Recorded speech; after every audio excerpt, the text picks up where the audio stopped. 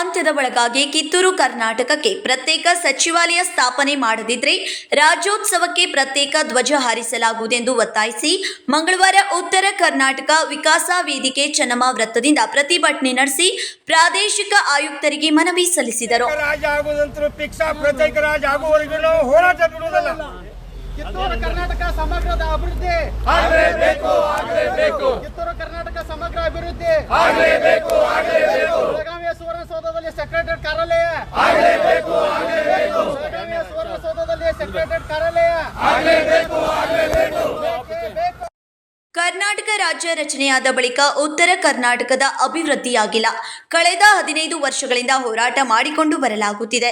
ಯಾವ ಮುಖ್ಯಮಂತ್ರಿಗಳು ಉತ್ತರ ಕರ್ನಾಟಕ ಅಭಿವೃದ್ಧಿ ಮಾಡುವಲ್ಲಿ ನಿರ್ಲಕ್ಷ್ಯ ಮಾಡಿದ್ದಾರೆ ಎಂದು ದೂರಿದರು. ಈಗ ಏನು ಮಾಡಿದ್ದಾರೆ, ಇದನ್ನು ಒಡೆಯುವ ಸಂಬಂಧ ನಮಗೆಲ್ಲ ಸುಂದು ಮಾಡೋ ಸಂಬಂಧ ಈ ಸರ್ಕಾರದವ್ರು ಏನು ಮಾಡ್ರಿ ಅಂದ್ರೆ ಒಂದು ಚಾಣಕ್ಯ ತಂತ್ರ ಏನಪ್ಪ ಅಂದ್ರೆ ಕಲ್ಯಾಣ ಕರ್ನಾಟಕಕ್ಕೆ ಪ್ರತ್ಯೇಕ ಸಚಿವಾಲಯ ಘೋಷಣೆ ಮಾಡಿದ್ರು.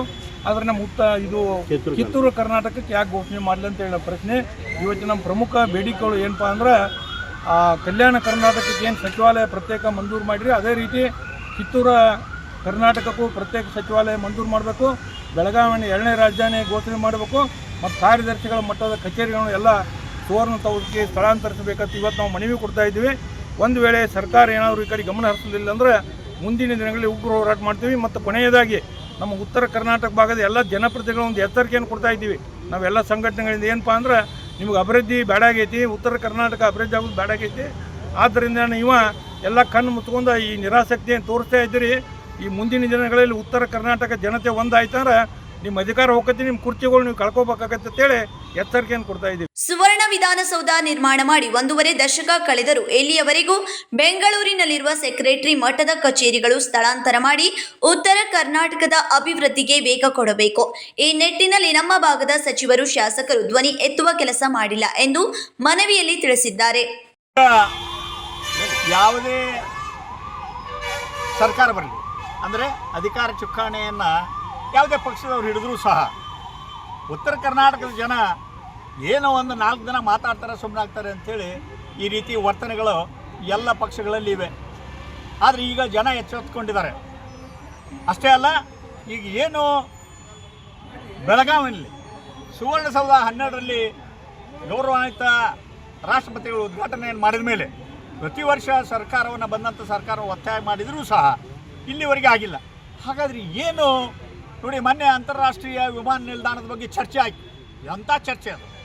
ಆದರೆ ಉತ್ತರ ಕರ್ನಾಟಕದ ಯಾವ ಜನಪ್ರತಿನಿಧಿಗಳು ಸಹ ಇದನ್ನು ಉತ್ತರ ಕರ್ನಾಟಕದಲ್ಲಿ ಆಗಬೇಕು ಅಂತೇಳಿ ಒಂದು ಚಕಾರವನ್ನು ಎತ್ತಿಲ್ಲ ಅಂದರೆ ಅವರ ಸ್ಪಂದನೆ ಏನು ಜನಪ್ರತಿನಿಧಿಗಳ ಸನ್ವೆ ಜನರ ಬಗ್ಗೆ ಎಷ್ಟು ಕಳಕಳಿ ಇದೆ ಅಂತ ತೋರಿಸ್ತದೆ. ಅದಕ್ಕೆ ಅನಿವಾರ್ಯವಾಗಿ ನಾವು ಇನ್ನು ಪ್ರತ್ಯೇಕ ರಾಜ್ಯಕ್ಕಾಗಿ ಹೋರಾಟವನ್ನು ಮಾಡುವ ಅನಿವಾರ್ಯತೆ ಸಹಜವಾಗಿ ಬರ್ತದೆ. ಅದಕ್ಕೆ ಕಾರಣೀಭೂತರು ಜನರಲ್ಲ, ಜನಪ್ರತಿನಿಧಿಗಳು ಅಂತೇಳಿ ಈ ಸಂದರ್ಭದಲ್ಲಿ ಹೇಳಬಯಸ್ತಾನೆ. ಅದಕ್ಕೆ ಕೂಡಲೇ ಸರ್ಕಾರ ತೀರ್ಮಾನವನ್ನು ಮಾಡಿಕೊಂಡು ಮುಂದೆ 11ನೇ ತಾರೀಕಿನ ದಿನ ಕೂಡಲೇ ಸರ್ಕಾರ ನಿರ್ಧಾರ ಮಾಡಿ ಕ್ಯಾಬಿನೆಟ್ನಲ್ಲಿ ಇಲ್ಲಿ ಪೂರ್ಣ ಪ್ರಮಾಣದ ಸಚಿವಾಲಯ ಬರಬೇಕು. ಮಾಡದೇ ಇದ್ದರೆ ಪ್ರತ್ಯೇಕ ರಾಜ್ಯಕ್ಕಾಗಿ ಹೋರಾಟ ಎಲ್ಲಿ ಕಿತ್ತೂರು ಕರ್ನಾಟಕಕ್ಕಾಗಿ ಸೀಮಿತವಾಗಿ ಹೋರಾಟವನ್ನು ಪ್ರಾರಂಭ ಮಾಡ್ತೀವಿ. ಇತ್ತೀಚೆಗೆ ಸರ್ಕಾರದ ಸಚಿವ ಸಂಪುಟದಲ್ಲಿ ಕಲ್ಯಾಣ ಕರ್ನಾಟಕ ಅಭಿವೃದ್ಧಿಯ ಹಿತದೃಷ್ಟಿಯಿಂದ ರಾಜ್ಯ ಸರ್ಕಾರ ಪ್ರತ್ಯೇಕ ಸಚಿವಾಲಯ ನಿರ್ಮಾಣ ಮಾಡಿ ಕಲ್ಯಾಣ ಕರ್ನಾಟಕ ಭಾಗಕ್ಕೆ ಬೇಕು ಬೇಡಿಕೆಯ ಬಗ್ಗೆ ಮುಖ್ಯಮಂತ್ರಿ ಸಿದ್ದರಾಮಯ್ಯ ಸ್ಪಂದಿಸದಿರೋದು ಶ್ಲಾಘನೀಯ. ಆದರೆ ಕಿತ್ತೂರು ಕರ್ನಾಟಕದಲ್ಲಿ ಸುವರ್ಣ ವಿಧಾನಸೌಧಕ್ಕೆ ಸೆಕ್ರೆಟರಿ ಮಟ್ಟದ ಕಚೇರಿಯನ್ನು ಸ್ಥಳಾಂತರ ಮಾಡಬೇಕೆಂದು ಒತ್ತಾಯಿಸಿದರು.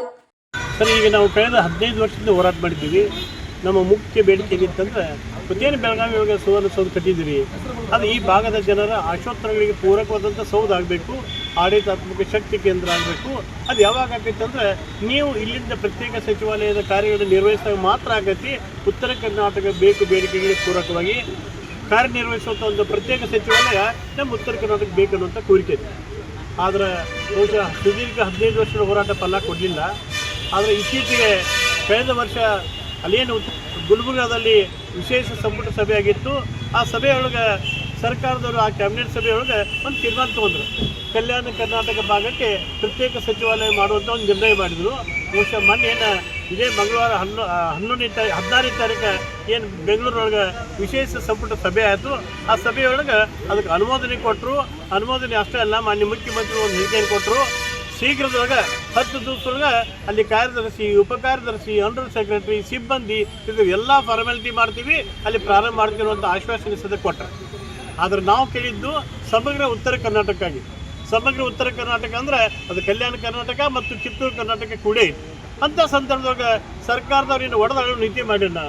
ನಮ್ಮಲ್ಲಿ ಅವ್ರಲ್ಲೇ ಜಗಳ ಹಚ್ಚೋ ಸಲುವಾಗಿ ಅವ್ರಿಗೆ ಮಂಜೂರು ಮಾಡಿಕೊಟ್ಟು ನಮ್ಮನ್ನು ಹಂಗೆ ಬಿಟ್ಕೇಸಿಂದ ನಮ್ಮಲ್ಲಿ ಡಿವೈಡ್ ಮಾಡ್ಯಾನ ಅನ್ನುವಂಥ ಭಾವನೆ ನಮ್ಮೊಳಗೆ ಬಂದೈತಿ.